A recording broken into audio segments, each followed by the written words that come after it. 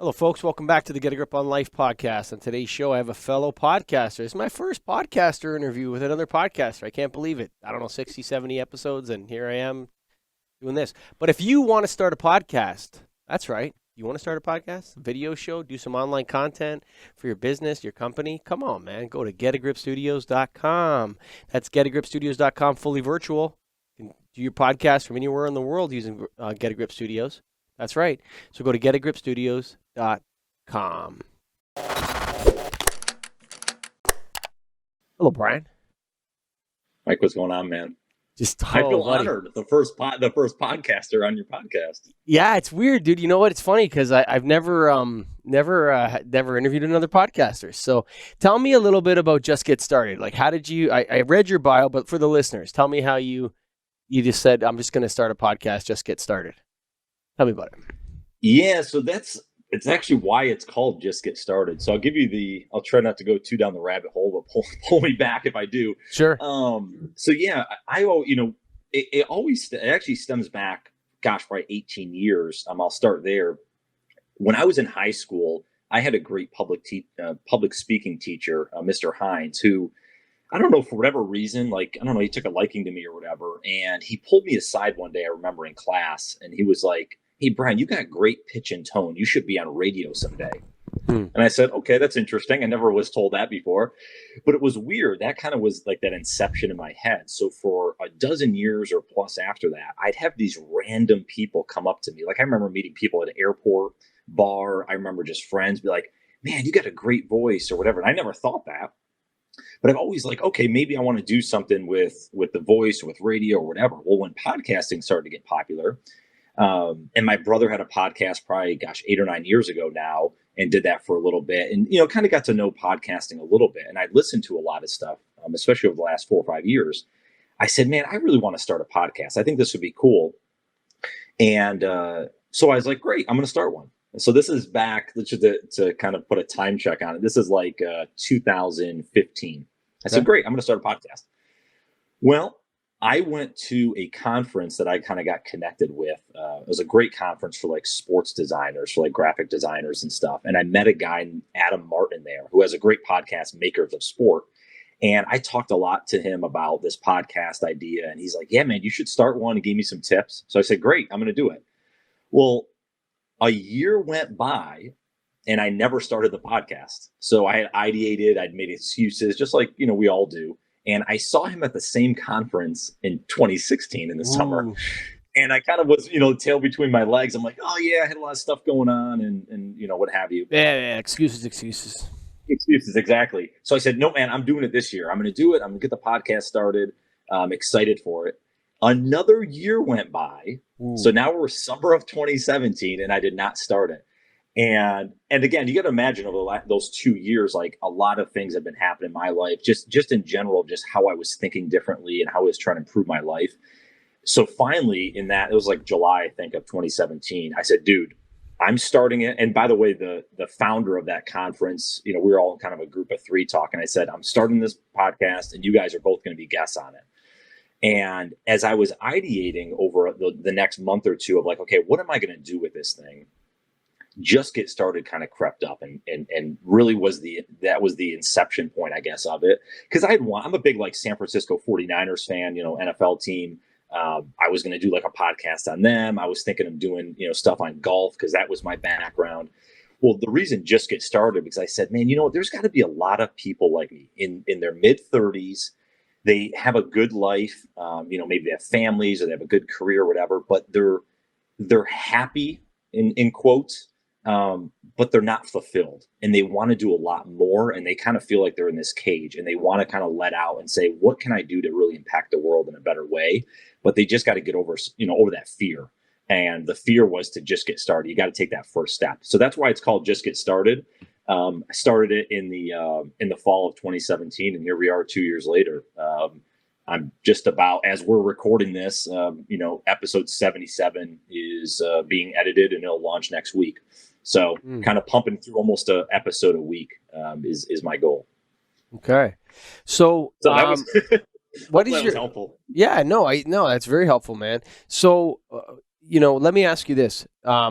you're talking about this period of life that's sort of Gen Xers, early millennials, they have like this renaissance period or this decision in their late 20s, early 30s that there's more to life than what they're doing, right? Maybe they have a family, maybe they don't, all this sort of stuff. You know what I actually think that is? I actually What's know that? what that is. I actually think I know what that is. I'm just a light bulb salesman and a podcaster, whatever, entrepreneur. But I think that is the. You ever heard of sexual market value? You ever heard that term before? I haven't. I'm interested to hear what this is. Okay, so men and women's. So you know there's a tendency for women to date older men and for men to date younger women, and that's normative, right? That's a normative Okay. thing that happens in our society. It doesn't mean that everybody does it. It just means that it's statistically that's what happens, right? There's a reason for that. And it's a biologically evolutionary reason. And that is that women have their peak sexual market value between the ages of 18 and 26. Okay. After Hmm. the age of 26, their sexual market value drops off a precipitous cliff. Okay. Now, part of this is how they look. Part of it is like a deep evolutionary thing that the older you get, the less fertile you become with women. There's a ticking clock on their fertility. I'm not trying to start a fight with any feminists out there. If you want to freeze your eggs, this is not what this is about. I'm just telling you that this is true, Right. right? I know this to be true. Men's sexual market value is interesting. So, men's peak sexual market values, they start to peak around the age of 28, okay, or Hmm. 30. Some men peak at 32. And that's when, because it relates to this, women's attraction to men is a primarily looks attraction. So men are attracted to beautiful women. Women are attracted to men of high status, right? So there's a mismatch there. So oftentimes you'll see a man who's, older and ugly and with a beautiful woman. That's very, very common. Again, not for everybody, not what everybody does, but we know that that's common and statistically what happens. So women chase status, men chase looks. That's how it goes. And so what happens with men is when they get to be 28, 30, 32, they buy a house, they get a car, they get a raise, they start to hit their peak sexual market value. And with that comes kind of like a dawning and saying, wow, there's actually things are a lot easier now than they used to be. I look around, I have enough money in my pocket. I can drive a car. I own my own vehicle and it's a BMW. I own a house and things seem to happen a lot easier for me. So the sexual market value is not just for women, it's for other men. So other men also notice your high status and they're also attracted to you. And so things start to become easier on the human interaction side. And so maybe you say to yourself, maybe I got what it takes to start a podcast. Maybe I got what it takes to write a book. Maybe I got what it takes to open a business. And you start to build that confidence. And so I think that, this renaissance period that people are talking about or whatever it is, it seems to be common amongst men between the ages of, say, 26 and 35 or whatever. Happened to me, happened to you. What that is the dawning of your peak. Maybe sexual market value is not the best word, but maybe the combination of being young enough and strong enough and good looking enough, and also having access to wealth and knowledge and savvy and all the things that comes with time. And so men are much more attractive and confident in their 30s, and women are kind of going in the opposite direction. And not to say that in their careers they're not doing well, but in the sense of that I think one author I read about this called it men enter the candy store at 26 and women are leaving the candy store at 26, as the great rapper 50 Cent called it, right? The candy store. So that's the idea of sexual market value. And I've gone on longer because I'm supposed to be interviewing you, but I think that's the Renaissance period you're No, talking about. Does I, that make sense? I mean, it makes a lot of sense. I don't have any research to back that. I'll go with your thoughts on it. Sure. Because I mean, it makes sense, I guess. What the really, you actually brought up a word there that I think is really important is knowledge. Mm. And one of the things, and I actually talk about this more openly now, is I came from my family was okay, right? You know, more people probably had better opportunities. There's a lot of people that probably had less opportunity than me. So I'm not, there's nothing, wrong with my upbringing. I think it was fine. I grew up in upstate New York, kind of where IBM was originated up there. So, a lot of like, business professionals and people were trying to, the hustle and bustle there, but it was a smaller town, 30, 40, 50,000 Sure. type, people. As IBM, kind of moved out of there, a lot of people moved and it changed. But one of the things is I think I was very sheltered. Now, growing up in the 90s and early 2000s, stuff like that, right? The internet was starting to bubble up, and the opportunities for people to learn on their own. Because I was talking about my mom about this recently. Like, we had a stack of encyclopedias. I know it's dating myself, but I guess folks that are probably in their 30s or older, probably had encyclopedias when they're growing up. How often do we actually open up those books and read? And basically, you're reading only a few pages of a certain topic. Now I can go on Google for hours and learn about just the most basic topics. The reason I mention that is I think what happened for me is in my 20s, where I kind of feel like I got stagnant, was like, hey, this was what was supposed to happen. I was supposed to get a career. I was supposed to, meet someone, start a family. Like, this is how it's supposed to work. And what I realized, I said, no, I didn't have the knowledge when I was early on that, wait a minute, I could do something totally different. I could start my own business, or I could impact the world in a different way. And I always had that inside me of wanting to do it, but I didn't really maybe think I could do it because I didn't have that knowledge or insight that it was possible. Because, hey, I was just a kid from a small town, right? All the other people have other opportunities. Once I got over that hurdle and said, that's a lot of BS. I have just as much opportunity as anyone else. Actually, maybe I have more opportunity. That's when it started to change for me as well. So I think having that knowledge and that, I kind of call it the matrix, kind of taking that red pill of like, wait a minute, there's a whole other world out here that I didn't even realize. That's what helped me change. And there I was a don't lot know of if that's opportunity. knowledge. I don't know if that's not. I think that's perspective. Well, I think you get perspective in my mind from gaining more knowledge, right? If I didn't know anything, all I have, it kind of goes back. I won't get into from a political side of it, but like it goes back to if your upbringing. I have a young child, right? If I tell him over and over again the same thing about this, that, or the other thing, whatever it is, I won't get in uh, anything specific, but he's going to grow up believing that, right? Unless he does his own research and gets around certain people that are doing other things. And now he gains additional knowledge, which gives him perspective or a different perspective on life. So I think you have to be able to have this whole, that's why I always tell people, like, I'll give you answers, I'll give you insight, things I've learned, but go research it yourself because you may find a different angle that works better for you. It doesn't mean my answers are right or wrong, I guess. So I think there's certainly a mixture. I wouldn't disagree with that. I think perspective is a huge thing, but I think you have to have some idea of knowledge. So I think the more information out there, I'll give you an example. I just had just recorded yesterday a 16-year-old starting a nonprofit around like urban gardening. Just impressive.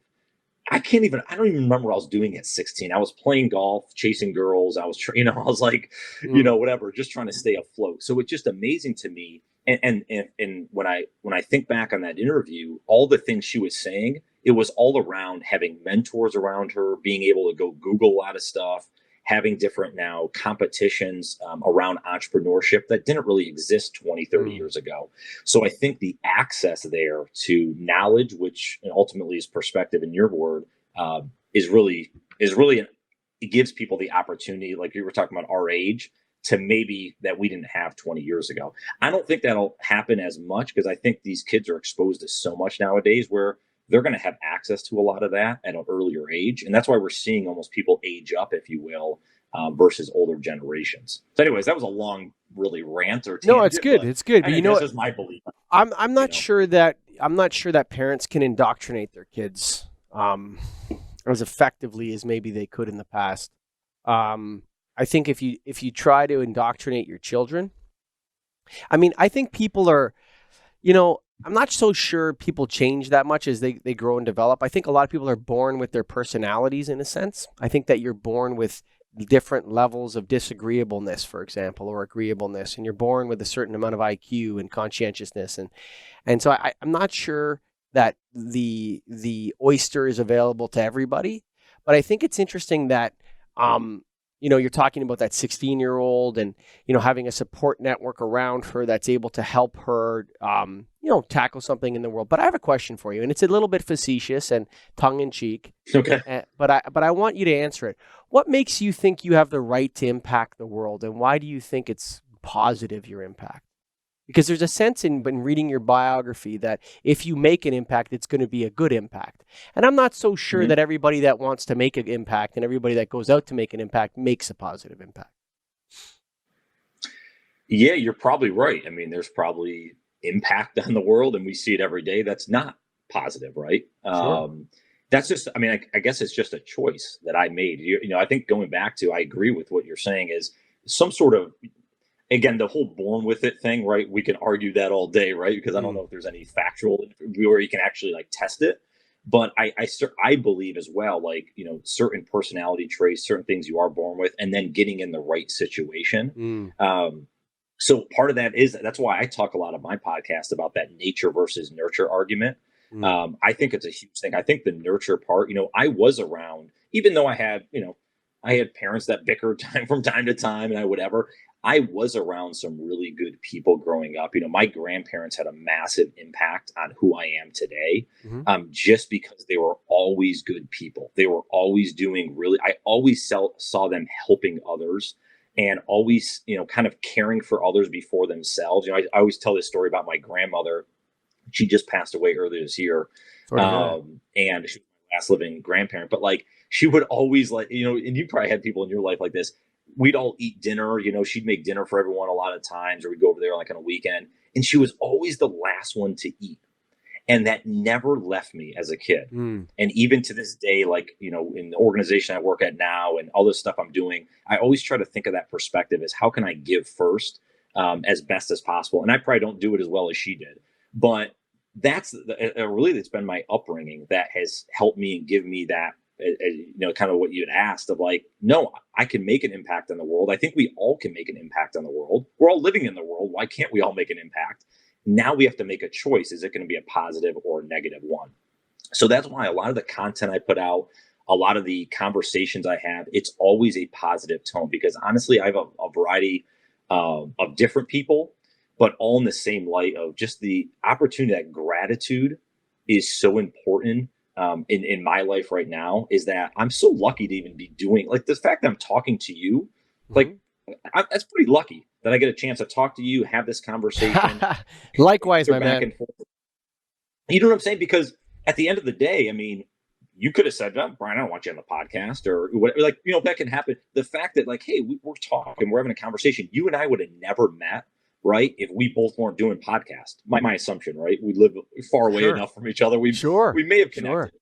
But so I always, someone mentioned this to me a while back when we were joking around, kind of tongue in cheek, if you will, about, the glass half full, glass half empty. And they're like, Brian, your glass is 3/4 of the way full. That's just how I've chosen to live life, Mm. especially over the last 5 or 6 years. Because honestly, in my 20s, I used to complain like you wouldn't believe. I was still a Mm. nice guy. I still, like I said, had a lot of, I thought, good qualities, but I would complain about what I didn't have or what someone else got or whatever. And part of that was it was all inside me. It was because I didn't have the self awareness that, I could have changed, I could have done better. I could make a change in my life if I want to make the change. Other people don't affect that. So all of that saying is that I think we can absolutely make a positive impact on the world if we want to and if we choose to, and we make those decisions every day. As simple as recycling the plastic bottle, Mm. to a bigger impact that like think of Bill Gates, what he's doing with his foundation and billions of dollars going into a lot of parts of the world to improve that. So, and anything in between, if you will. Yeah, I agree with you. I think the number one way to make an impact, folks, is to vote. So if you are listening to this and you're wondering how you can make an impact, vote in the next election because voter rates in Canada, particularly in the US, in local elections massively are way down. So if you actually want to make an impact, folks, voting is a great place to start, right? I mean, how many people, young people, don't vote? You're absolutely right. And actually, one thing on that point, this goes back to our conversation a few minutes ago. I always encourage people, and don't just vote a party. That bothers the hell out of me. Mm. When someone just says, well, I'm a Democrat or I'm a Republican or I'm whatever, and I'm going to vote that whole party down the list, do your research and figure out if the candidate is actually qualified and someone that you actually can see making a difference in the world. That's the thing that bothers me. It's, I have a lot of these. Again, I'm not going to get down a political rant, but you're complaining. You're complaining again. I'm just joking. I'm joking. Yeah, exactly.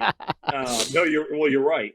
The thing that is kind of bothersome is that we'll just, and I try not to have these arguments with folks. So it's more nice to, discussions is like, why do you vote a certain way? And a lot of times, well, they're this candidate or they're in this party. Sure. And I'm like, but why can't you root for the other one if they're the best one for this particular seat? Anyways, that's just, I won't go into the thing of parties. I'll make a couple comments there. I would say that people should just vote first. So if you've never voted before, and don't worry, I would disagree with Brian on this. I would say the most important thing is for you to exercise your franchise. And even if that's a big scratch across it, or even if you write in Obama or you write in someone else because you don't know what to do, I think the first step, just get started in voting.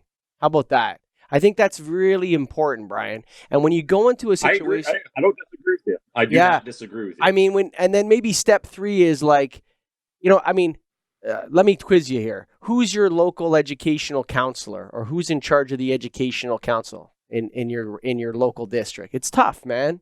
Can you answer that? I mean, I don't know if that would be like a superintendent of the school system. Yeah, superintendent. Yeah, we call them counselors, like a superintendent. Oh, do you know who the local superintendent of schools is? Right. I don't. So that's an elected official, right? And you know what? That superintendent of schools, if you're a family in that riding and you have kids, that guy's going to impact your life way more than Donald Trump will. Yep. Hate to say it, but that's the fact. That the superintendent of schools, the local counselor who arranges for garbage collection in your area, builds facilities, local sports facilities. So people need to vote. You said something earlier too, where you needed to learn to give more, right? Remember that in the conversation with your grandmother, and you were inspired by your grandmother to be a giver. Yeah, absolutely. Right. I also think, and I think that's fantastic. That you recognize that in yourself. And I think even your podcast, Brian, is a way of giving. Would I be correct on that? Yeah, absolutely. I mean, that's one of the, kind of these couple reasons why I started it. That was one of these is like, there's a lot of people, like I said, like me, I felt. And if they're having these fears to overcome, if they're having these, maybe they want to start a business and they need help and tips and whatever, I said, maybe I could be the one that is that voice for them potentially and give some insight and knowledge in that realm. Some people, though, Brian, they need to learn to take. You understand what I'm saying? Like, there's chronic givers too, and I was one of those people. So one of the things that I learned in my life through doing podcasts and doing certain things is that my personality was imbalanced to the other side, so that I was giving to people in a way that was kind of screwing them up, because there has to be a balance in give and take in every relationship. And if you're the giver and someone's the taker, you're in an imbalanced relationship. You're in a codependent relationship. You're in a relationship that doesn't work because it's not fulfilling. People have to give and they have to take. And neither, these are benign concepts. They're not right or wrong. So if you're a natural taker, if you find yourself naturally taking from people without throwing anything back on the pile, then you need to learn to give. If you find yourself, cleaning up after everybody after dinner, if you find yourself cooking every meal, if you find yourself getting dumped on by your boss to do projects, you need to learn to push back against that as well. So I think that those things are balanced. And that's what podcasts are so great, because I'm listening to you and it's like, okay, we have a guy who has to learn to give, and we have a guy that has to learn to take. And that's such a beautiful message for people, because a lot of people, they listen to stuff and it's always the same message. It's like, you need to make an impact on the world. I think there's also, you need to make less of an impact on the world. I think that's a message for some people too. Depends who's making the impact, I guess. It's exactly. Like these are kind of benign things. Like some people make too much of an impact. I hate to say that, but it's like, you're actually making too much of an impact. What do you mean? Well, you're very wasteful, dude. and you don't recycle. And did you see the sign on the local thing that says you're supposed to clean your jars out before you put them in the recycling bin? Yeah, because everybody in Stouffville's doing that now, and you're not. So your impact's too Yeah. big, man. You may need to make less of an impact. You need to be more in line with everybody else. So I think there's a different sense here. One of the things that I found very interesting that what you said was you went from complaining, nagging, explaining, talking, and sort of an envy complex, right? And you move towards a gratitude complex. How did that Yeah. happen? It didn't happen overnight, that's for Mm-hmm. sure. You know, perspective change, and kind of going back to our discussion Sure. earlier, I think it's just, life changed. I understood more. I think, part of it I can tap probably a couple things, and these are like two or three of like probably 50.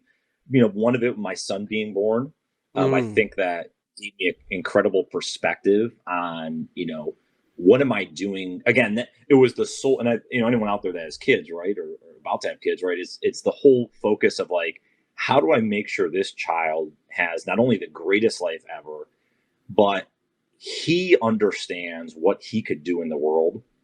And if I'm complaining every day and he sees that, what kind of perspective is that? How he thinks everyone should be, or is that how he thinks he should be? So trying to give him a more positive light, I think that was a big eye opening for me. Something I'm still working on, by the way.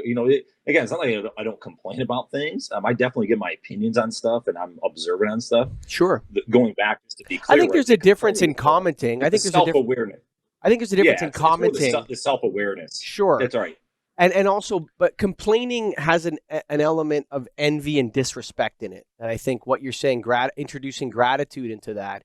Right. Um, I think gratitude actually is of all the states of emotion one can find oneself in. Gratitude, the state of being in gratitude. I don't know if you meditate at all, or do you practice any yoga or I anything like do. that? Yeah, Right. meditated for about 3 years. I do some yoga as well. Yep. Right. So I often try it while meditation. And if you're a Christian and listening to this and you don't like the word meditation, then Brian and I are happy to say spending time in with God or with the universe. Don't forget about the words. They don't mean anything particular. Because you ever talk to a Christian about meditating? No. So Christians don't like the word meditating, and atheists don't like the word prayer. So you have to change the words, right? So that they can digest them better. So prayer is simply gratitude for what is, man. That's all it is.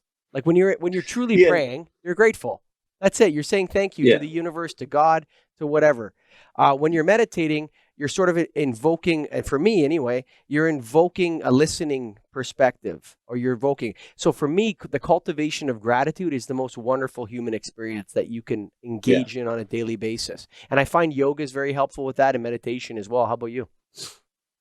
Yeah. And that's what I was going to say. Kind of those couple thoughts of like that change. One of those, yeah, meditation was a big thing for me a handful of years ago. Mm, Just to like get, as you just mentioned, it kind of, there's so much noise in the world. There's mm, so much noise. sure Always is. have that damn phone on Yeah. and buzzing, right? So I think being able to just step away for, even if it's 5 minutes or 10 minutes or 20 minutes.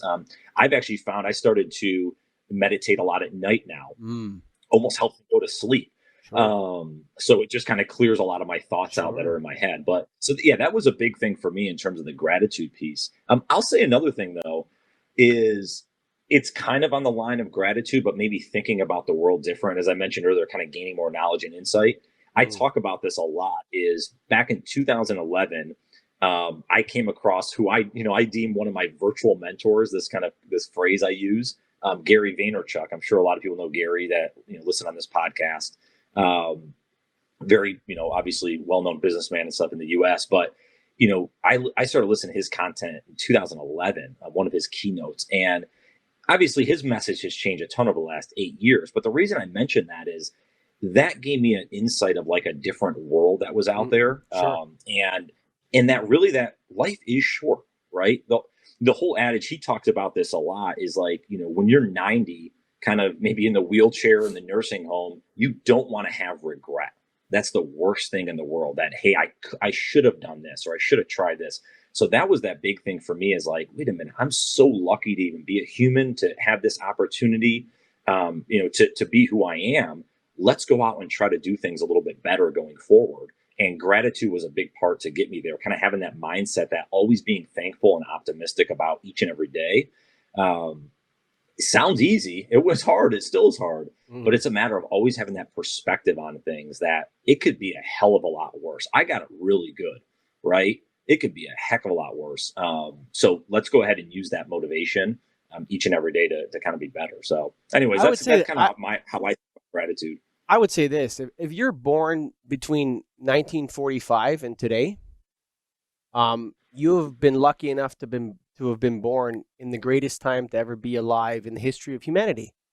And if you're born in America or Canada or other Western nations, you live in basically what our ancestors would consider heaven. The food never runs out. We have these magic vents on the wall that make in Canada make the room the perfect temperature for a human to live at. And even poor people, the poorest people in Canada, have the magic vents on the wall. Like if you went back 2,000 years and you told Socrates, if you and I were on hey, let's do a podcast with Socrates on the steps of the Parthenon in 400 BCE, and Brian and Michael are going to go back there, set up their equipment and say, hey, you know where we're from?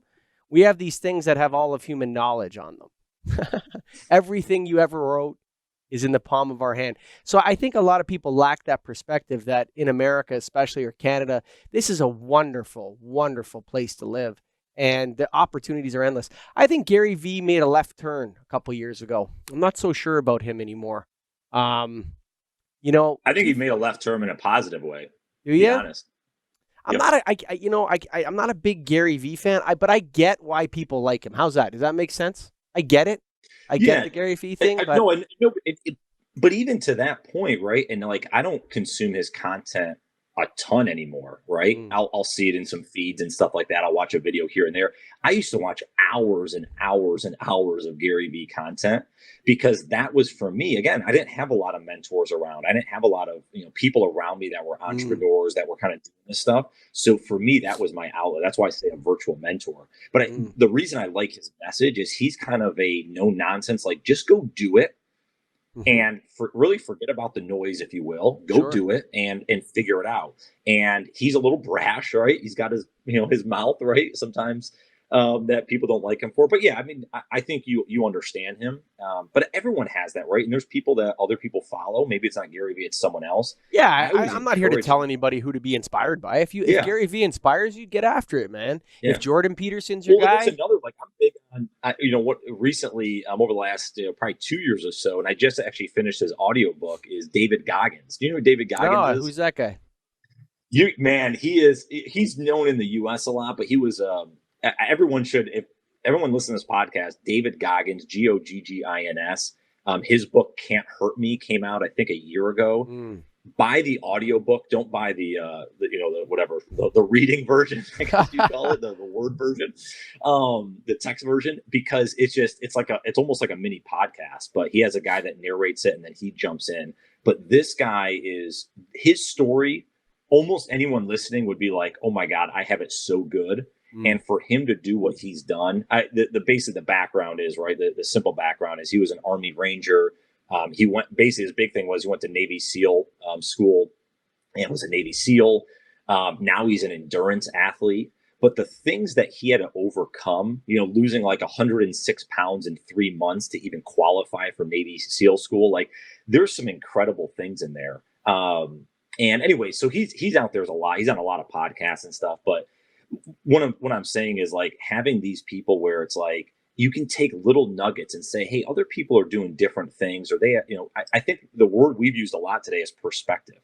Having a different perspective on life than maybe people 50 years ago, 100 years ago, more. They only had certain outlets that they could look at. We have so much information out there. You can certainly grab negative information and you can go down that path, right? Sure. Or you can look at you could become a white power racist if you want on the internet. Go for it, buddy. Sure, right. You sure could. You could become, like, some crazy really what you decide. animal. Yeah. For sure. Let me And give again, you. a lot of that comes down to choice. You So want a perspective on how Canadians see Americans, and that'll be interesting I for would, you. I'm curious. I'm Okay. absolutely curious. Okay, so I've interviewed tons of Americans on my podcast, Yeah. lighting podcast that I've done, and Light Ted on the video show, and all these shows. You know what's interesting about American culture? Americans, in order to justify their success, have to have some sort of testimonial of overcoming obstacles. There's something about the testimony. I don't know if it comes from the Protestant ethic of America or something, but every entrepreneur has to have a testimony in his story of overcoming adversity in order to be able to justify his now writing a book or owning a pillow company or whatever. It's interesting because that's a uniquely American thing. Other countries don't have that. So Americans really are attracted to this testimonial style of narrative of like, this happened to me, then I did this and I overcame this and now I did this and da da da da. It's a real, I'm not infusing any positive or negativity into it. I'm just saying that that's a uniquely American way of like talking about your life. Do you understand what I'm Yeah, saying? it's an interest. Canadians Yo, don't do absolutely. that. That's it's interesting. Canadians And don't I do wonder that. if it comes. Yeah, and I'm curious of that perspective on where does that come from? Maybe it's like the whole thing of like No, it's Horatio Alger. It comes from Horatio Alger. what's that?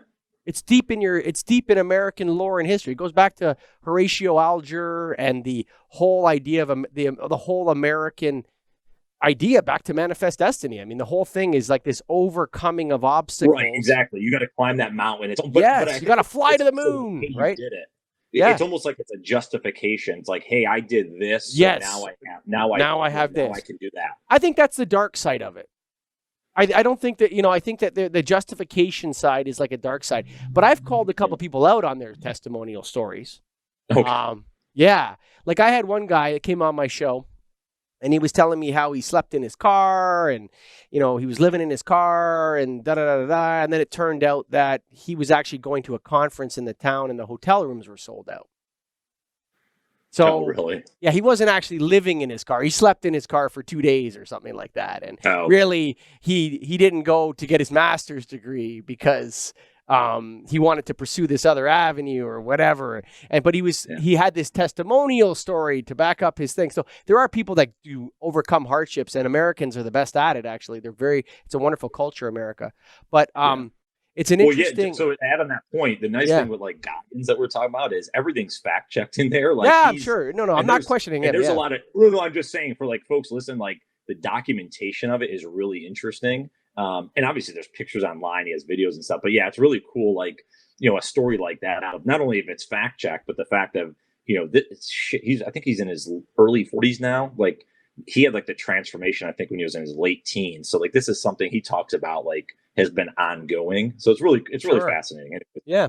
So, but it's interesting that that's a uniquely American way of displaying.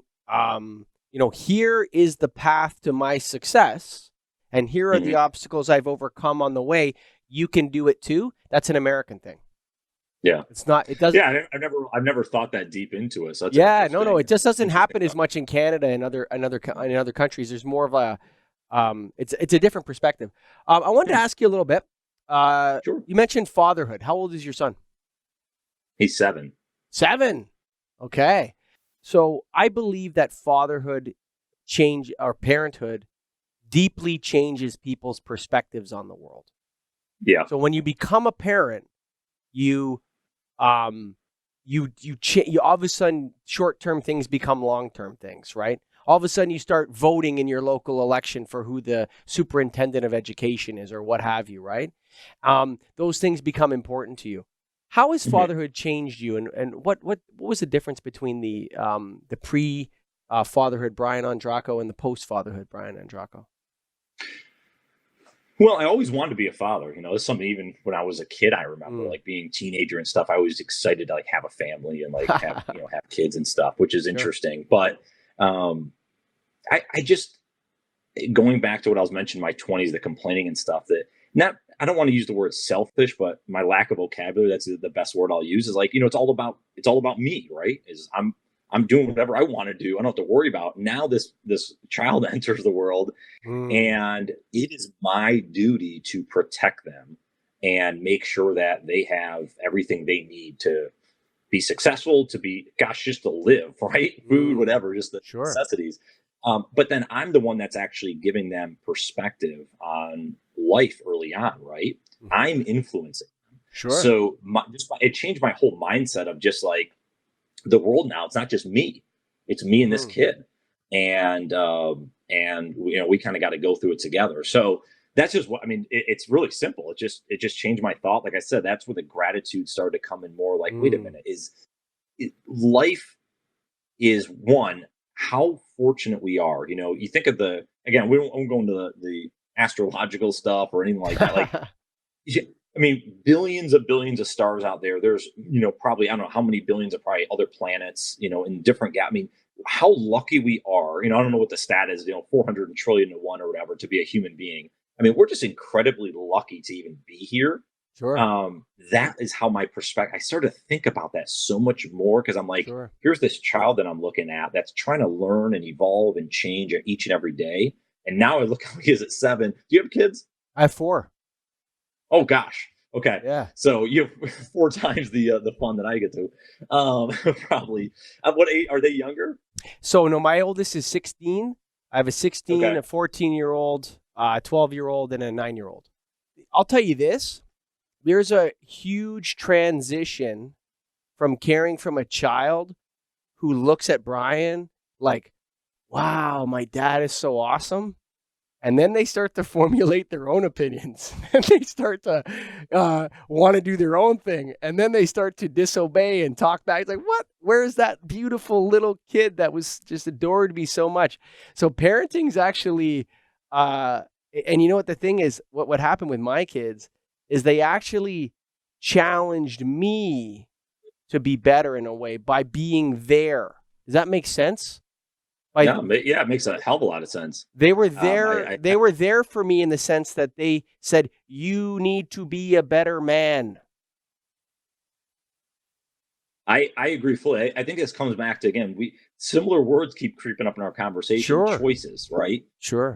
I could make the choice to, as my son's doing something, I could just be on my phone for 2 hours, or I can put it away and I can hang out with him and Of talk with. course. We make those choice, you know what I'm saying? And some parents make one choice, some make another. So Sure. I think to your point, yeah, he's made me look at each situation as he's gotten older. And what are my choices? Should I take him camping, or should we sit home on the weekend? He can sit on his iPad. Should I take him out and ride his bike, or do something? Like all these choices of like, how do I want him to improve his life and be Sure. better and make our relationship better? And I think, yeah, he kind of pushes me to keep making the better choice, hopefully. Mm. And I'm sure I get it wrong a lot of the time as well. Yeah. But There's no you training it's funny. manual. There's no training Well, yeah, that's manual. right. Well, what's funny? I actually am enjoying, now, like, even the last, probably year or two, because of what you mentioned earlier, where it's like they're making their own choices. They're trying to Mm. learn. They're trying to evolve. Mhm. Something I'm fortunate I heard. Do you know who? I'm throwing a lot of U.S. Sure, throw folks them at out you, but there. you know Yeah. who Neil deGrasse Tyson is? Of course. Yes. Of Yeah. Okay. course. What a great guy. So I heard he mentioned this several years ago, but about kids like always being enthralled with science and wanting to play and figure out. Yes. So one of the Yes. things I heard from him, it really actually changed my view, because I was thinking, like, when I was a kid, my dad probably used to yell at me, and I know he probably did, on like doing stupid things, right, spilling something, whatever. And I thought about that because I heard something Neil said where he's like, if your son or your daughter, if they spill, like, say they're playing around with a cup in the sink, and they spill something, don't yell at them and get upset. All in their mind, they're just trying to learn about the world, right? Mm. And gravity or anything liquid, like anything science Sure. related is probably what they're trying to do. We think like, oh my God, you can't spill anything. So what I started to think about, and I've tried to do this really well the last couple of years, is not get upset if he spills something, or if he like scribbles like Mm. with crayon on like a table. because I try to put myself in his head. Like he's trying just to explore and figure out, like, how does this go with this? Or, how does that expand or whatever it is. Sure. So it's really interesting. Like my perspective changed just by, again, listening to people that maybe are smarter than me or have been through Maybe a it, little bit. and how can that impact his life? Yeah, You maybe know? a touch, eh? You know what? So You go ahead, finish up. no, I was just going to say, I think that's, for parents out there, and again, I don't have all the answers, but one of the things that's helped me is like kind of almost turn yourself back into a child if you can. And partly I like, we talk about gratitude, lots of that is that imagination. I try to have that curiosity. And you're Mm, probably the same way. That's why you do a podcast, is the curiosity to ask questions and figure out what's going on, and not taking everything for face value. Like yes. if this is what Yes. the world presents you with, questioning and saying, is that really it? Or is there something? I've done that a lot recently with like nutrition and fitness and a lot of other things in that area. And that's what I try to think about with my son is Sure. like, he's going through that in his mind. Don't cut that off right away. Let him explore that a little bit, Sure. and maybe it helps him in the future. Yeah, we're going to talk about fitness a little bit in a minute. If I don't know how much time you have, but Okay. I want to All right. get to that because I want to talk a little bit about fitness because I think it's an interesting perspective on it right now, but a little bit more on fatherhood and being a dad, which I think is probably the most important job either both of us have, right? Um, Yep. when you're talking about setting those boundaries, but allowing, I think what's most important, I think what's a really, for me, what I've learned maybe the hard way is that anger is not a good emotion for fatherhood. Like getting angry at your kids for anything that they do. Like, you understand what I'm saying? I was like, oh, Jesus, Jimmy, you spilled the milk again. Oh, come on, man. And you're wiping it up or whatever and that sort of stuff.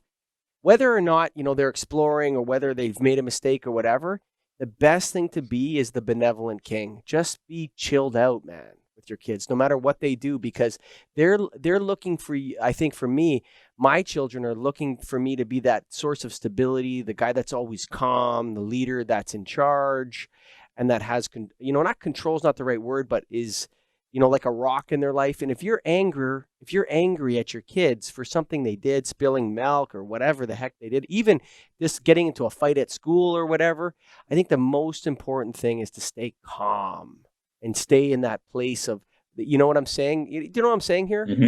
I think we Yeah, get absolutely. upset at our kids too I think much. patience is a good word to Yeah, use there. patience. Yeah, there Yeah. you go. Exactly. Yes, And patience. I think, like, looking back, if obviously we can't do it over again. I would have told the 2005 Michael, the 2007 Michael, 2010 Michael that you got to relax, you got to have more patience, and just enjoy watching them grow and learn. And these little blips along the way, whatever it is, they got into an argument with Johnny in the classroom, and the teacher got mad at them, or they didn't do their homework, and all these other things. It's actually not that big a deal.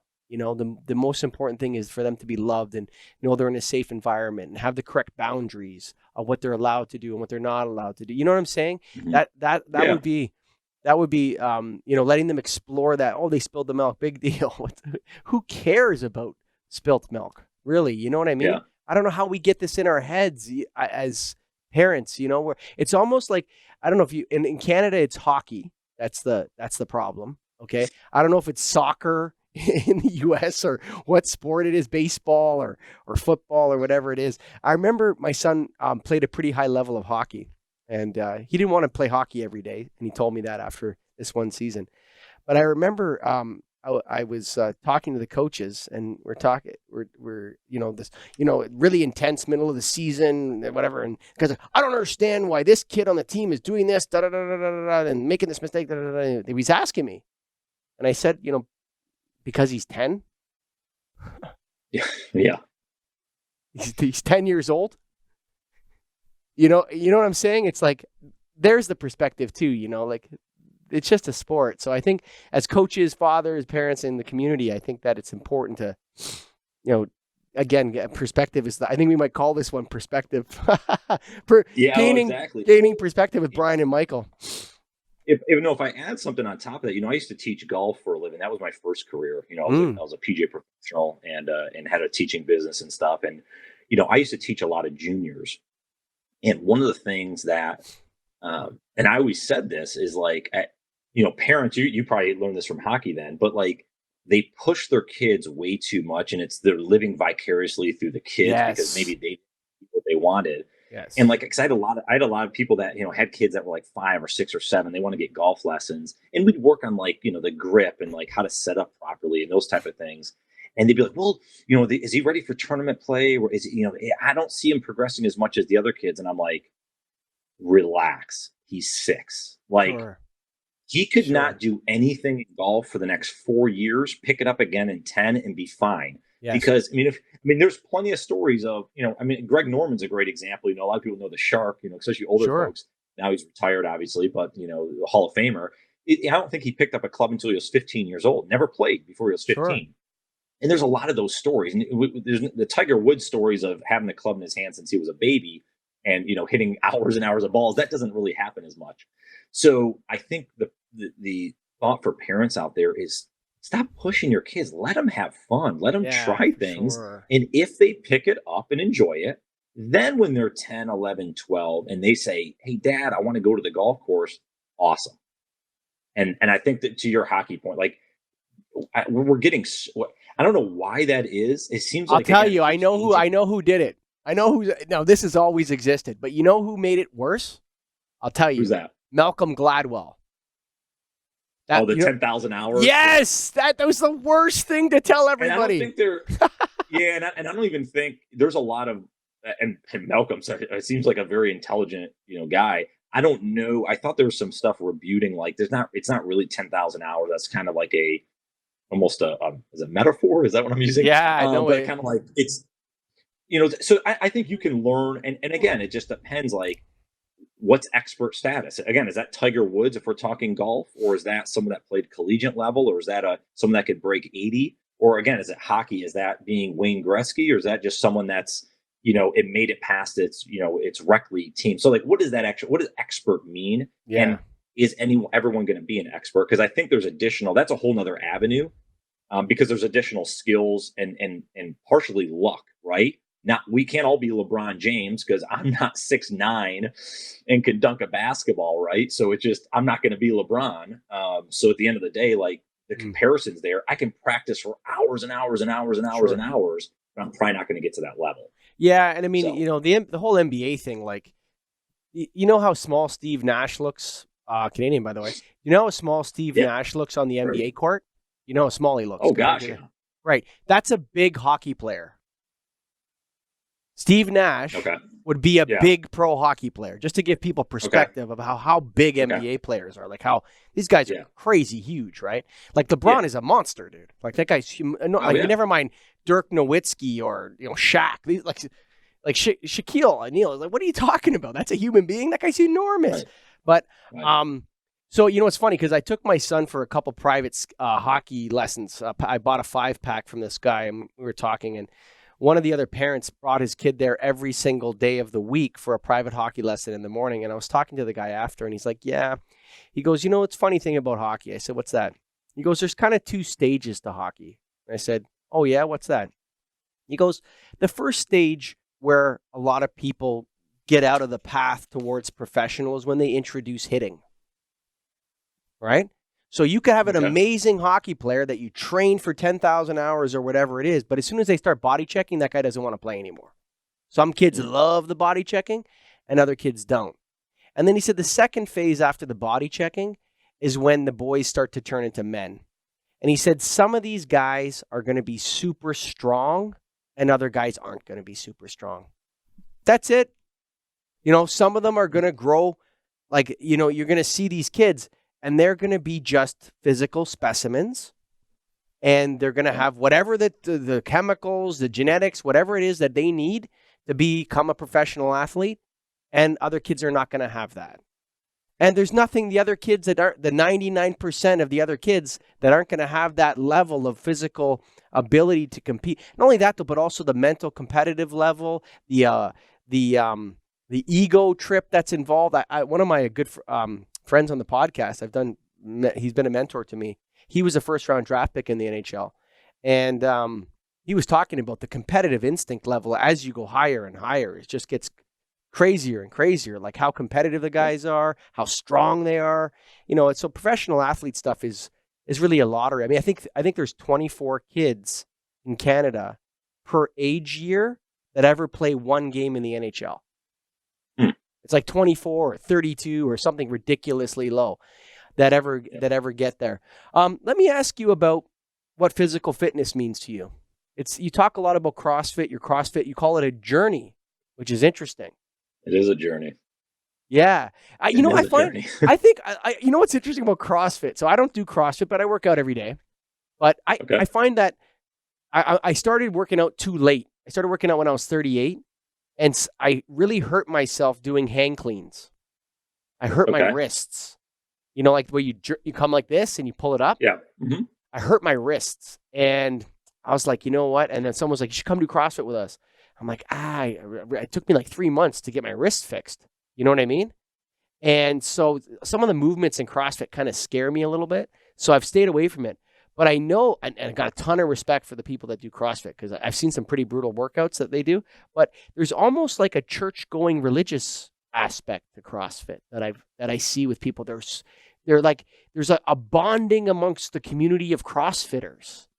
Have you noticed this as well? Well, oh, absolutely. Yeah, and that's one of the reasons I go. There's Mm. a variety of reasons. So one, let me take a step back. Right, Mm. is fitness has always been, especially my adult life, let's say, has always been important to me Mm. because I look at it as it's kind of that a means to an end, right? If I want longevity, if I Sure. want to be doing, if I want to be doing cartwheels when I'm 70, I have to be in good shape. I have to have good muscle For sure. capacity, right? That's Sure. why fitness, nutrition, all that, and that's why I always encourage folks. I don't care if it's CrossFit, just go out and move, do Yes. something, Agree totally. and put good food in your body, right? Even if you're not going to be like the most insane and putting the healthiest organic food, like I would be like, it'd be awesome if you got to that point. But even if you're not going that far, just do something because life is short. And the more that you neglect that stuff, not only does it get shorter, it gets harder as you get into your Mm. 50s, 60s, 70s, at least from people I've witnessed and talked to, if your body's not in shape. So the reason I went to CrossFit, I was doing a lot of people where I recognize Beachbody, beachbody.com. They have a lot of great online videos. Tony Horton did P90X. You remember Yeah, P90X? P90X. That rings Yo, 10 years ago, right. P90X. Sure. That's right. That's right. So I did some of those programs. I used to work on a gym and stuff like that back in my 20s, and then I was like, okay, well, I like the aspect of working out at home. I can get stuff done in 30 minutes to an hour, right? I didn't have to do a lot of stuff. So I did Beachbody for gosh, probably 6 or 7 years at least, and really loved it. But I started to kind of get complacent of like, okay, it's kind of stuck out every day. I'm not getting the muscle capacity, the growth I wanted, and there were some other things. So I had some other, my brother and some other friends had done CrossFit. I'd heard about it. So one of my neighbors had started going. He's like, "Hey, why don't you come for a class?" I absolutely fell in love day one Oh, man. Yeah, because not only was I got my behind kicked, right? sure. So I'm like, "Oh my god, I want to come back for more. I love this pain." But the community, the amount of these are new people I never met that are Mm. cheering me on or excited that I, did some movement or what have you. So over now it's been almost 2 years, and I go probably pretty consistent about 5 days a week or so.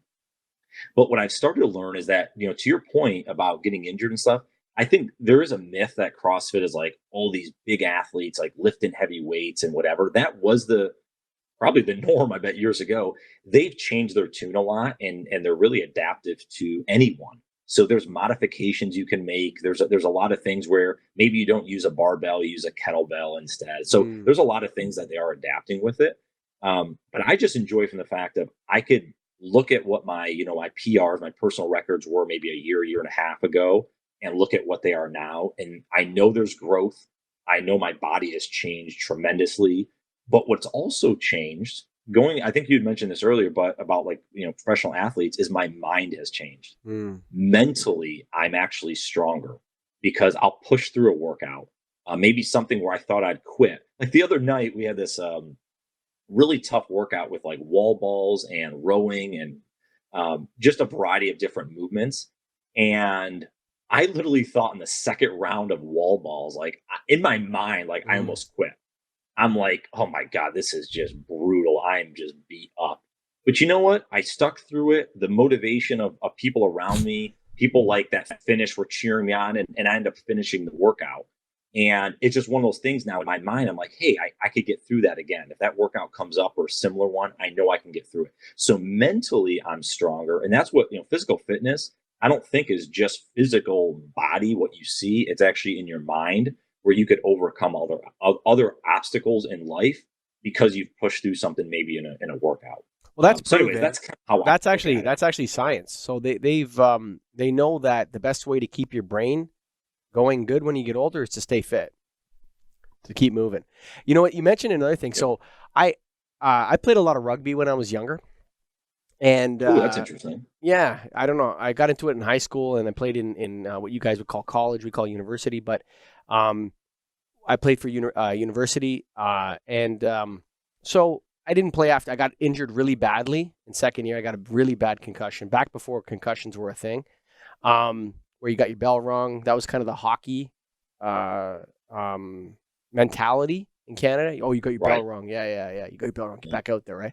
So anyway, I was really badly hurt. But anyway, so all of a sudden, a couple of my buddies like, yeah, let's go back and play, men's rugby. It's over 40. So I'm like, okay. So I played, maybe 4 or 5 games of over 40 men's rugby. It was fun as heck. It was great. It was a real collegial atmosphere. There was a couple jerks that were going through divorces or something like that, maybe out there, but it was great. But what I noticed, I was talking to a lot of the guys, and there's a lot of men that they can't squat to their ankles.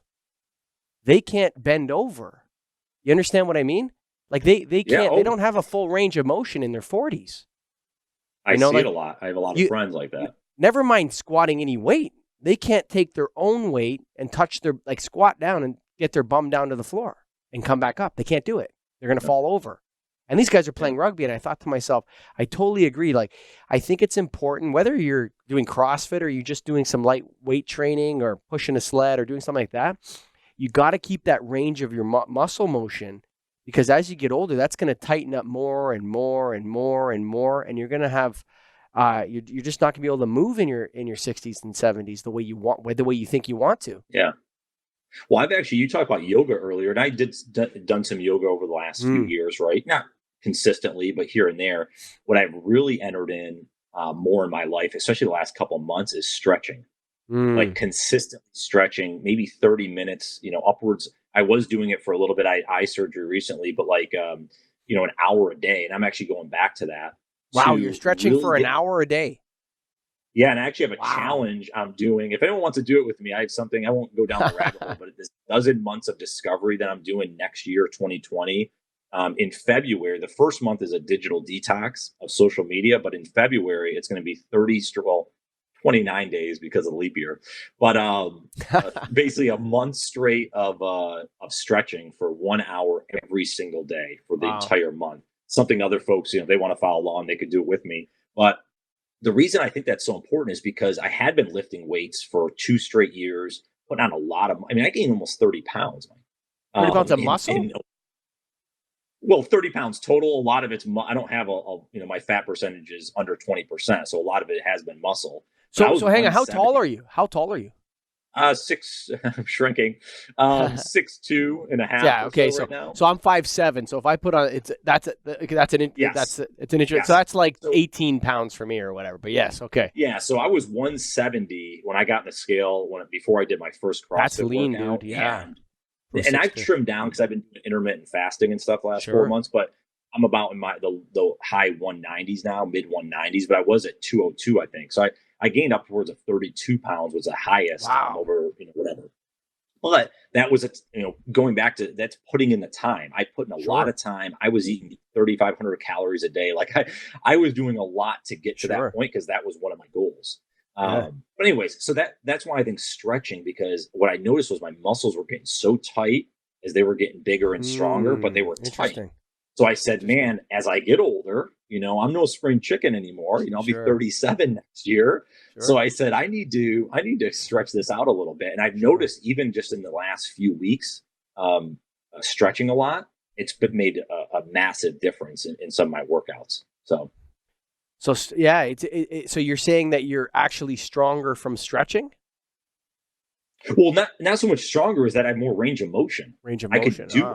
You're talking about that person that can't Yeah. bend over from the hip. Like that's I start not. I wasn't at that point because obviously I have some No. flexibility just from Sure. building up with the workouts. But I would notice like, hey, if I had a tough workout the next day, maybe, my hip was tight or my knee would be whatever. It's because I felt like the stretching was lacking. I do like the normal stretch where you stretch for like 5 or 10 minutes after kind of thing. Yeah, I'm like, sure. I got to put more Cool time down into this. And stretch. A cool down stretch. yeah, I got to really dedicate some time to hitting the proper areas. So we'll see how it goes. I'm going to continue to stretch this fall. And like I said, I'm going to do this kind of 1 month straight of it. And something, honestly, I'll probably continue on just because I think it's important for me. So one of my mentors, Luke Sellers, the guy that I was telling you about, he talks about showing up for yourself every day. That's what his term right. is. Okay. Right. And it's like, sometimes as men, you're in your career, you have your family, and like I was talking about, giving. You know what I'm talking about? And so Hmm. they're overweight. They can't bend down. They can't bend over. They're drinking a bottle of wine every night or a 6-pack of beer, and they're getting fatter, and they're volunteering as a coach in the hockey leagues. They're, giving everything they can to their career. They're coming home and trying to be father of the year. And I think at some point, like what I see from you is there's a real balance in your life, Brian, from what I'm talking to you, between the giving and the taking. And it's interesting because you look at, like, you're showing up for yourself every day. You have future plans. Like, that's interesting that you're talking about something you're going to do in February. Like, that's Hmm. so, people don't understand the power of transforming your body, how good it feels to transform your body. Like, if you're Yeah. not in shape now and you get in shape, that makes you feel really good about who you are, actually. Yeah. Well, yes. And yeah, I agree with that. And one thing I will mention, by the way, and I bet you would agree with this in some form or fashion. I'm fine with the person that maybe they're overweight a little bit or they're out of shape or Of they course. want to eat the big ribeye and have one. I don't care. Do whatever you want. Of It's your course. body. It's your Of life. course. But this goes back to my whole thing where I talk a lot about like, people that, maybe doing a side hustle or starting a business or whatever. Don't complain about it. If you're complaining that you're out of shape or that I had no energy today, well, you could do something about it. So as long Mm. as you don't complain and hey, this is how I am, like I enjoy it, that's fine. No problem at all. We just don't. No one wants to hear complain. Just like you don't want to hear me complain about something, about my achy body. Well, Brian, stop doing CrossFit. Kind of, it's like Yeah, sure. there's a give take. Yeah, But I think, the, yeah, the complaining's an issue. Yeah, for sure. Go ahead. but going, sorry, that was a tangent. I go on from time to time. Yeah, But no, what I yeah, was saying podcast. was, I think, yeah, I think the goals are important. I'm big on kind of short term, like no more than maybe a year. Is Mm. I like I have this is the first year actually I did it. Was I wrote 3 goals on my wall, or not my wall, my mirror in my bathroom, where I look at them every single day. And Mm. in other years, I might write in a piece of paper or something like that. But it kind of had that accountability every single day, as you're talking about showing up, or it was just Yeah. reaffirming, hey, these are things that I'm going to do. I'm really big on people finding their North Star. I've been talking Mm. about this a lot more Interesting. recently. Is I'm not big on That's a like great setting a goal. term. I love it. I love Yeah, it. I I I don't totally care love it. about 10 years. Yeah, Like if sure. someone asks me, Brian, what do you want to do? Because this is what happens a lot. It's like, where do you want to be in 10 years? It's like, and they put like a stake in the ground, like, oh, Yeah, I'm going to sure. be a CEO of this company, or I'm going to have this job. Who the hell knows what's going to happen? But if you Yeah, for if you sure. believe in, this goes back to your belief. If you believe like these are the things that I want to do in life, whatever they are, this is my North Star, then you start making decisions every day to lead Mm. toward that. And what you also start to do is say no to a lot of things that are not in line with that, Yes. instead of just saying, yes to everything. So I think having a North Star and trying to define that, and I didn't define mine until more recently, but defining your North Star, if you will, it allows people to make better decisions, I think. So you're talking about like, yeah, I want to do that thing in February or the digital detox in January and all this stuff. Yes, because that's important to me, leading me down the path that I want to go on. And that's why I haven't figured out past the third month next year. I have 9 other months. I got to figure out what I'm going to do in my dozen months of discovery, because I haven't figured out yet. That's fine with me. It doesn't matter.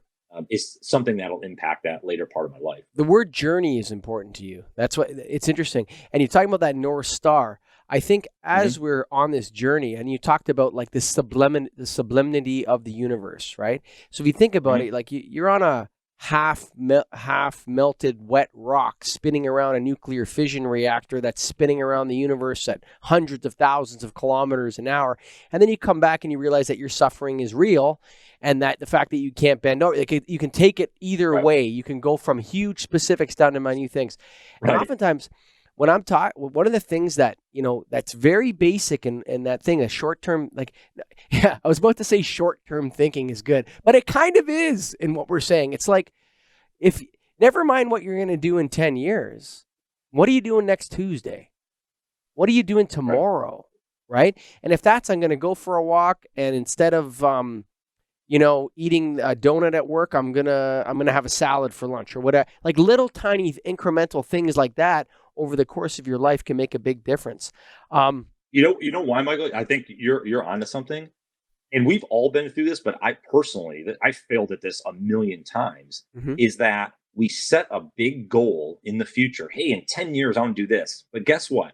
It makes it easy tomorrow to say, well, I'll do it the next day, Yeah, right? It sure, makes it easy to exactly. disregard it because it's so far out there. But if it's, hey, I'm going to stretch for 30 straight days, that's right in front of me. And if at day 4 I decide not to do it, well, it's pretty simple. It's right there. It's I failed. One of the nice things too is I like the shorter chunks. I'm not saying, hey, I'm going to stretch for a year, right? Mm, Or hey, I'm going to be off social media for a year. It's 30 days. It's a yeah, sure. short chunk of time I can invest in, and I think I could hit it. It's definitely a challenge, but it's something I think I could hit. So I think people that if they're trying to improve something, I think it takes what is it? Probably it's once 12 days hits or something like that, like motivation ends, you have to have something that kind of carries you over. So Sure. I think if people make some shorter term goals to try to achieve something, and then from there, maybe change it, adjust, adapt. It's interesting about showing up for yourself. So, which is kind of you have these different words, meditation, prayer, this stuff. But I mean, showing up for yourself.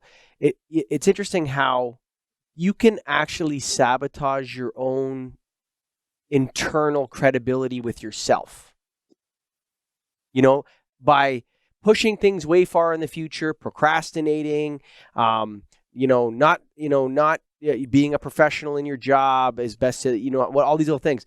But when you make very short term goals, and then I think what you're doing with your stretching is you're inviting people to come online and do it with you. You're introducing accountability, right? To Hmm. into the situation. I absolutely love it, dude. I think that I'm glad to be on your journey with you, Brian Ondrako. Yeah, yeah, and it is a journey because going whether it's fitness or anything else, we get so we have this opportunity now with the internet to look at the after. But what's really nice is we can now look at the before, right? People can go back and listen to our episode ones on our podcast, Yeah, right? sure. I'm sure we can get a chuckle out of it. But so what's nice about now is it's not just that after photo, it's that we can look at the journey, that documentation of it. And that, listen, I went through it. Like I wrote a blog last year. Basically, I think it was every week for CrossFit, and then I went to every month before I stopped doing it. Was just to document that first year of CrossFit. That, listen, I didn't just show up. We didn't talk a year from my first day and like, oh, here it is. I gained 30 pounds and I'm lifting these weights. No, I actually showed up every single day. I put the right food in my body. I got Mm. sleep. We're not even talking about sleep, but I Oh, get sure. 7+ hours a night. It's the number one thing I believe I above agree with you on that. anything, I agree with you on right? that. So those are things where again, people forget sometimes, like, oh, that person is, take any person, Canada, US, around the world, insert name, have this level of quote unquote success, whatever that success is, and everyone says, oh, they just got there. Well, no, you talk about those hockey players that were professional. The reason is they got their bodies in shape. They put the time in. They woke up Sure. at 5 a.m. to go to practice. They did all that stuff Sure. to be able to get to that point. So I think we can't forget about the journey. It has a lot of different obstacles in it, but at the end of the day, they took the step and said, hey, I want to get on this path. And that's ultimately what led them to where people are today. It just didn't happen overnight. You There's have only to put the one time. person I know that it happened to overnight. Who's that? Mark Zuckerberg.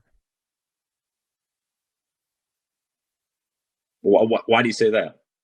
I mean, I just think that, I don't think there's anything special about Mark Zuckerberg. I think that his success is totally related to being in the right place at the right time and seeing, yes, okay, here's what I'll say. He saw the opportunity that he saw the seam open up that every entrepreneur sees, but his seam was just so well timed and so perfectly, the world was so perfectly ready for something like Facebook that uh, that he is the overnight success, and to a massive margin that is not really connected to his level of. I'm not saying the guy's not super smart genius. What I'm saying is that I think there are examples of getting lucky, and not so 99% of all overnight successes are 10 years in the making, but not that one. That's my opinion. I think he got lucky. Yeah, I I think he's can't. a smart guy. He I saw the can't seam. agree He's with an that. entrepreneur. But yeah, I can't agree with that just because the fact my kind of my take on it is that one, we forget about the, let's say whatever age, I can't remember the exact age, 1920, whatever it was when Facebook initially, the inception of it, right? And, they have that meeting in their dorm room, if you will. sure. We can't discount the 5, 6, 8, 10 years, whatever it was prior, what he was doing behind the scenes, learning, adapting, evolving as a kid that led him to actually get to that spot where the idea originated in his head. So, see, I go philosophical on this, is like at some point, there's millions of other people that saw, I think it was Friendster was out before. I think MySpace might even be MySpace, out there. yeah, MySpace was out there, sure. There's a million other people that saw that, right? Just like there's a million other people that saw, like, God, why do I have to wait 20 minutes for a taxi and pay, $100 when Those I can guys just are call, geniuses.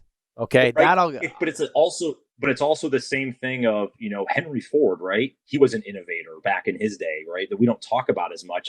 He's like, really, is the horse it? Right? Wait, we have trains. Wait, well, how do we make something better that doesn't have to be on a track? So I think they're all innovators, and I think, Mark Zuckerberg, whether you like him or not, I mean, there's certainly a lot of data privacy I don't issues like going on him. right I now. don't dislike him or like him. I'm benign But I on it, think but I think the biggest thing is he put in the time, he put in the sacrifice of building what it is today. I mean, you got to think about it. This is crazy. We're in 2019.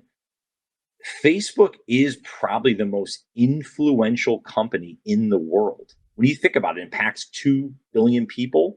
I mean, it's pretty incredible, whether it's right, wrong, or indifferent, of where it started from, whatever, 15 years ago. So I certainly don't think it's an overnight success. I think there was a lot of time and energy put into it. Certainly luck. Actually, if you look at the stats, there's a lot of research on this, that timing is generally the number one thing for any successful for business. sure. Timing's normally up there in the 1 or 2 slot. Because again, just like Uber or anything else, right? If you weren't in the right time, maybe weren't born in the right time, or the idea didn't originate at the right time, ultimately it may not work out. And there's a lot of businesses that failed prior to Uber or others, right? That just were a little before their time, and maybe if they were a couple of years later, it would have succeeded. Sure. So, anyways, we can agree to disagree on that, I guess. You partly convinced me. Partly, like I agree Okay, that, all right. yeah, Hey, he that's had to that's a be a win. he had to be a computer dork for a long time and get into that world. And I think he did start that website Hot or Not or something. I think that was him too. Remember that Hot or Yeah, he Not? did. Well, he was the one that I think like comparing, yeah, like Like photos. who? What's interesting on this? What's interesting point? I remember back. I had my first computer back when I was probably, I don't know, 15, right, Mhm. mid 90s. And I still remember this story. My dad, and he's always been in like the auto industry, like around like car dealerships and stuff. He's a GM at a dealership now. But I always remember him telling me, like, oh, hey, we're building a new website for the car dealership. I said, oh, okay, that's cool. And he's like, I was like, oh, who's doing it? Like, I didn't know much about websites back in the time. He's like, oh, we're having these kids, like they're 16 or 17 or 18, something like that, Yeah, do that. And I'm like, it never, until I think 10 or 15 years later, it never clicked in me. I'm like, imagine my life, how it could have changed if I, in my mind, said, wait a minute, these kids are my age, or maybe they're a year or two older. I could build websites. I could do this internet thing. Oh, let me go into that side of the engineering side, the programming. I never even thought about it. And Sure. who knows how that could change my life. So I think we're all exposed to a lot of this stuff and some at different times. It's a matter of what you actually do with it. So I give props to Zucks just because to go through that and actually see it through and expand it. However, what they're doing today, right? Do I agree or disagree with it? Oh It's no, not my I'm not place saying to he's say, not a brilliant entrepreneur. Don't get me the wrong way there. but anyways, so I'm Yeah, glad. don't. There you go. I convinced you. I'm not saying That's he's what not a I. brilliant entrepreneur. I think we agree. I think that timing is extremely important, and people that if you don't time your business right, if you see, I always talk about my other show seams in hockey, in sports, in football. Probably football is a better metaphor. What wide receivers and receivers are looking for is a seam to run through, right? Mhm. An opening in the defense that then eventually closes, right? So these openings open up and close. That's the same for entrepreneurship. There's seams that open up, and if you blast through it and you're able to solve the need that's needed right then and right there, like I'm a four-time successful entrepreneur. Well, if you consider my podcast five-time, I failed once. I've started 5 businesses, and they're all running and they're all successful today. They're not huge; they're Canadian businesses. American businesses are always a lot bigger than not always, but usually a lot bigger. It's a bigger economy. You have more scope to do things. But yeah. So one more thing I had to ask you about was entrepreneurship. You said that you are focusing on some new business ventures, and I think we'll close after that. What are you doing entrepreneurship wise? Man, I got a lot in the in the kettle, if you will. So obviously I'm focused on growing the podcast and some Sure. personal branding stuff, speaking those type of things I'd like to get into, and again, just around that North Star Sure. of where I want to go, kind of that impact. So I'm writing a children's book right now. Should launch working with the illustrator, but my goal is to launch before the end of this year. We'll see on the timing of that, but but yeah, this actually it's funny. It goes back to this is hopefully a great lesson for the audience that I wrote this book 6 years ago, Mm-hmm. almost 7 years ago. I started writing it, probably got 50-60% of the way through. And it's a book, it's about golf. So it's about my son. Really, I mean, it's kind of the story as a father son. But and that's my first book in a series that I'm kind of writing on some different stuff. But anyways, the reason I picked it back up because I didn't have confidence in myself back then. I didn't have, the perspective as we're talking about that I could do things that, wait a minute, why can't I write a book? I Sure. barely passed English in high school, like I wasn't, I wasn't a good writer or anything, but I'm like, wait a minute, I can write. Why can't I do this? I kind of have a creative mind with that. So that's why I picked it back up. And I said, I'm going forward. That was, remember I said there's 3 goals on the wall or on Sure. the mirror. That's Yeah. one of the 3 is to get this book finished.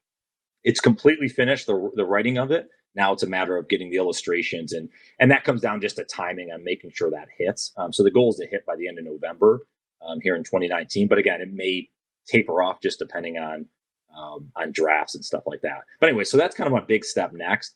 And then I am looking at there's a business venture or two I'm looking at to kind of explore just around like the food and nutrition kind of Mm. for kids. So there's some different things that I'm exploring now and researching. All to say, I still have a full time job. I'm in software sales. I love it. I enjoy doing it. And one of the things for me that's important for other people to learn is that you could do other things. I think there's enough time in the day to do a lot of things that you want to do. And it all comes back to this is a whole circle, right? Is the choices. Mm. You can choose to watch Netflix for 3 hours a night, or you could choose to do a podcast or, whatever, write a book or whatever other things that makes you happy. It doesn't have to be the things you and I like, right? It Be could be present as a anything. parent. That's another one.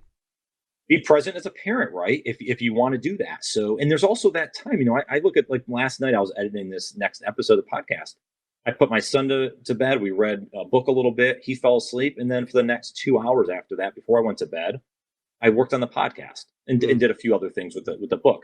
So I think it's all about where do you want to invest your time. But this goes back to the whole point of where do you want to go with your life. Listen, I may get hit by a bus tomorrow. I have no idea. No, you're I'm going to not. put the time in No, you're today, not. You're right? I'm not going to going to put get the hit by a time in bus today. tomorrow. No, you're But not. if I do, I can't control it. Sure. What I'm saying is, I don't mind having that perspective on it. And I Sure. know it's Of course. morbid a little bit, but it's like whatever happens, happens. So I need Sure. to invest the time today to know that if I am here tomorrow or the next day, I want to be that further Mm. ahead, not Yeah, just for sure. myself, but for my kid, for my, my friends and stuff like that. And we talked about earlier, that impact of the world.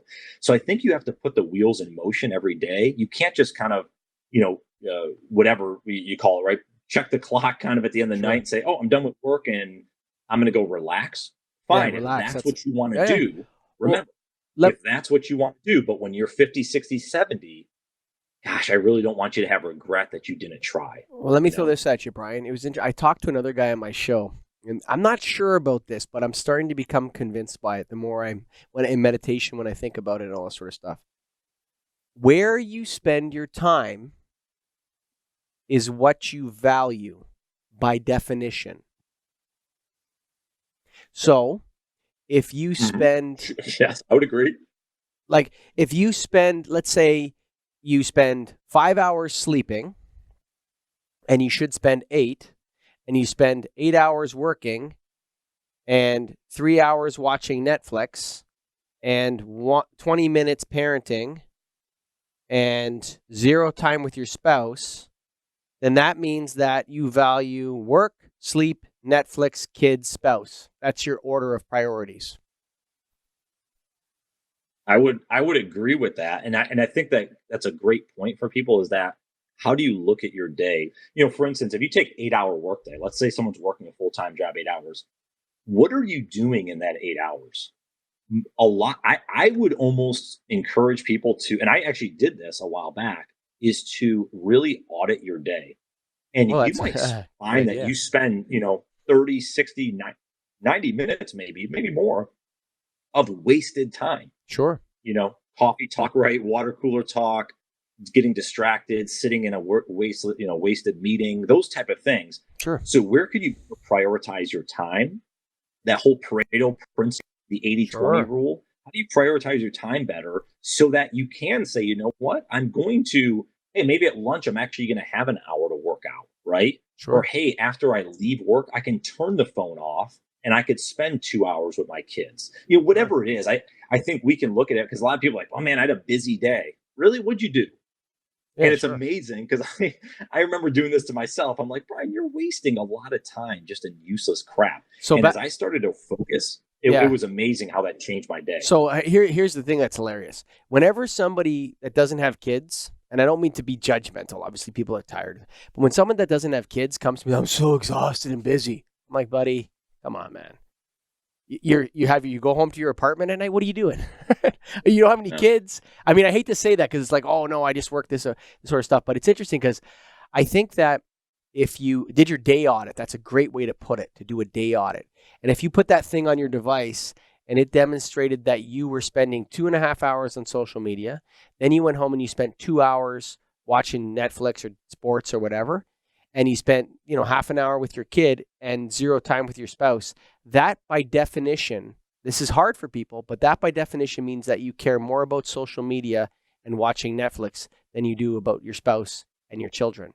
And if people say, no way, that's not true, I care way more about, well, I don't know, man, because if you accumulate those hours of parenting over 10 years and you accumulate those hours of Facebook over those years or whatever it is, what you're going to see is that you reap what you sow in some senses in that way. Yeah. And I'm not here to judge anyone, right? People can do what For they want. I sure. think there is a time to get away for entertainment. On Sundays, like this Sunday coming up, right? The 49, my 49ers, 6-0. Sure. Um, Sure. and they're going into, they're playing Carolina, Panthers at home. So it's like a 4 o'clock game. I'm going to watch that for 4 hours, For right? sure. Or 3.5 hours. Because that's my getaway. That's my, kind of my Sure. entertainment, if you will. So I think it's okay to have that. It's a matter of, as you're saying, if you're prioritizing that every single day, Yes. That's what that's I'm when saying. you have That's to what I'm saying. look at it and say, hey, is this really? And remember, most people, they might be fine with that. Say, nope, this is what I want to do in my life. Again, I'm not gonna judge you. That's No, fine. of Go ahead course and not. do that. You're free to do it, of But course. but like, again, going back to, don't complain then when you don't have Exactly. what you want, or you're not in Yes. shape, or you're not Yes. whatever, or you couldn't finish that 5K charity race that you wanted to run in, and you're like, oh my god, I'm on death's door here at the finish line. Well, could you put in better time with your nutrition or your health or your fitness, or mental prep, all that stuff, right? That takes time. It just doesn't happen overnight. So I think you have to prioritize a little bit better, and ultimately, you kind of, as you said, you kind of reap the benefits of that if you put the time in. So Yeah. And so again, I'm not judging anybody or whatever, but the fact is that I think that, there's some work to do in your own mind. Maybe going to work is being a good father. You could probably put that in that and doing your job and everything else. right, But I mean, and not to judge people, but just to say, look, you know, you have these problems in your life that you want to fix. Well, audit your day, as Brian Ondrako says, and then maybe reallocate some of the time so that you have that 4 hours to watch the sand. Go 49ers. Come on, Joe Montana, or yeah, whatever it is that you love. But then, if you're spending right. all of Saturday night and Thursday night, or maybe you're watching too much NFL, maybe that's part of the problem with your life. But don't know. It comes back to the same thing: perspective, choices. Right? Yes. It's the same. We can rinse Yes. and repeat, rinse and repeat. What's your perspective on it? Where do you want to go? And then what choices are you making to get there? Perfect. Folks, Brian, thanks for having me. Thanks for coming on the show, and put out your website and your podcast and all that for everyone that's listening right now. Oh yeah. Well, the podcast is Just Get Started. You can find it anywhere: Apple, Google Play, Spotify, etc. Probably easiest. Everything's kind of housed on my website, even though I have justgetstartedpodcast.com. But my website, it's brianondrako.com, BrianOndrako.com. Same handle at Brian Ondrako, like on Instagram and Twitter. So yeah, I always enjoy connecting with people and hearing what people are up to. So shoot me a note, let me know, and happy to connect with folks. And we're going to put all those links on the website, on the getagriponlife.com website. Brian, thanks for talking, man. I enjoyed it.